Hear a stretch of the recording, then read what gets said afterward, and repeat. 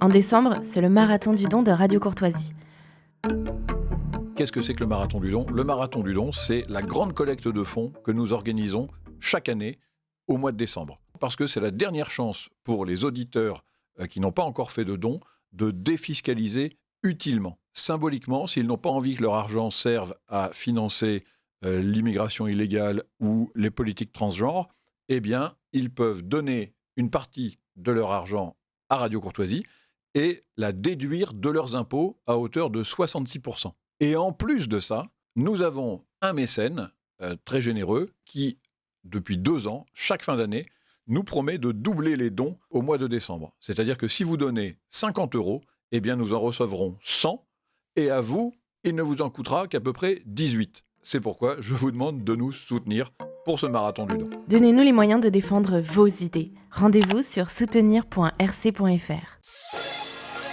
7h, 10h sur Radio Courtoisie, suivez la ligne droite. Et on retrouve Sophie Mageran. Bonjour Sophie Mageran. Bonjour Liselotte. Alors, où nous emmenez-vous cette semaine ? Bien, écoutez, on va changer un petit peu de continent. On va prendre plein ouest, de l'autre côté de l'océan Atlantique, le Mexique, l'Amérique centrale, donc avec cette destination qui est le Mexique, grand pays, à la jonction entre l'Amérique du Nord et l'Amérique du Sud. C'est un monde à part et nous proposons un itinéraire de 12 jours, du 9 au 20 mars prochain, avec Virginie Foutel, que certains auditeurs connaissent bien, je pense, qui est quelqu'un de formidable, qui a beaucoup de dynamisme, une très grande gentillesse de cœur aussi, ça compte énormément, et qui connaît très bien l'histoire ancienne de ce Mexique, de ce grand pays, à la fois préhispanique et puis l'arrivée des Espagnols, jusque, j'ai envie de dire, à cette grande lutte qu'ont menée les Cristeros au début du XXe siècle contre un pouvoir notamment franc-maçon. Alors, on imagine que vous avez un programme alléchant pour les auditeurs qui hésiteraient peut-être à vous rejoindre. Alors, c'est un programme on ne voit pas tout le Mexique, on ne fait pas, comme on dit aujourd'hui, tout le Mexique, c'est pas possible. Il faut y venir plusieurs fois au Mexique. C'est vrai qu'il y a la zone du Nord qu'il faut plutôt éviter en ce moment. Ouais. On ne va pas vers la frontière, on ne va pas vers les zones assez dangereuses où se situent différents trafics, n'est-ce pas ? Non, on reste à Mexico, on atterrit à Mexico, qui est cette capitale en altitude, et ensuite on fait tout un itinéraire vers le Yucatan. Et donc, voyez, on va découvrir à la fois la capitale, Puebla, tout ce qu'il y a autour de Mexico qui est très très riche, et puis de manière tranquille, on va poursuivre vers Chiapas, l'état de Campeche également, et le Yucatan. C'est un voyage très varié, très riche, très très très beau. On finit sur les plages de Cancun, les pieds dans l'eau, ces sables blancs et ces eaux turquoises. Donc un voyage tout à fait étonnant, très riche et très varié. Alors sur combien de jours est-ce que ça se déroule ? C'est sur 12 jours.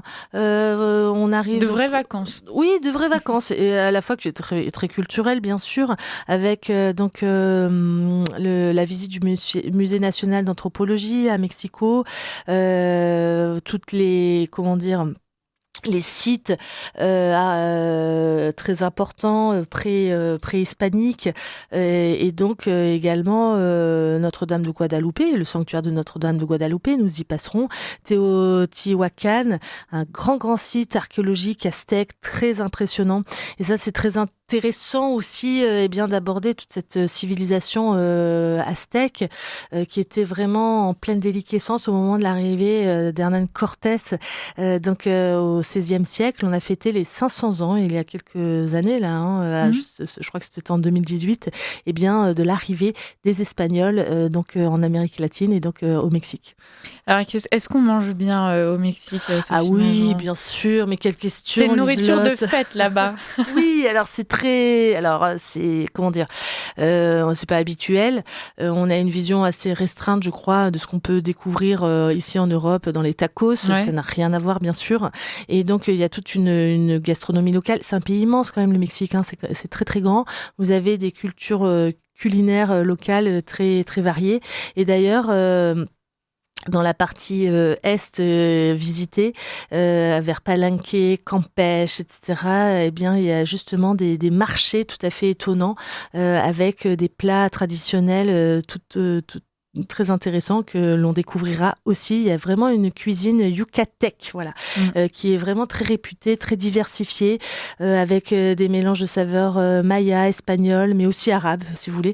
Donc on fera un petit food tour, pardonnez-moi, je sais que je suis sur Radio une Courtoisie. Découverte culinaire. Mais en tout cas, une découverte culinaire, voilà. C'est vraiment intéressant, c'est un grand dépaysement, je le disais, et c'est d'une grande richesse. Pour les auditeurs que ça intéresse, comment est-ce qu'ils peuvent faire justement pour prendre part à ce beau voyage de 12 jours ? Alors, je crois qu'il faut déjà aller sur notre site internet www.odeia.fr et découvrir donc le programme détaillé. Vraiment, tout est là. Le jour par jour, les conditions, parce que ce n'est pas gratuit, bien sûr, tout cela, et toutes les conditions du voyage. Et ensuite, eh bien, nous appeler aussi si certaines précisions sont à apporter, s'il y a quelques interrogations. Nous sommes ouverts tous les jours du lundi au vendredi, joignables au 01 44 09 48 68, et nous nous ferons un plaisir de répondre à chacun d'entre vous. Et nous nous ferons un plaisir de vous mettre en relation avec Odeia, chers auditeurs. Si jamais vous avez un peu de mal à les contacter, n'hésitez pas à appeler votre radio préférée. On s'occupera de vous donner toutes les coordonnées nécessaires. Merci beaucoup Sophie Magerand d'avoir été avec nous ce matin, et puis on vous retrouve vendredi prochain pour un nouveau voyage.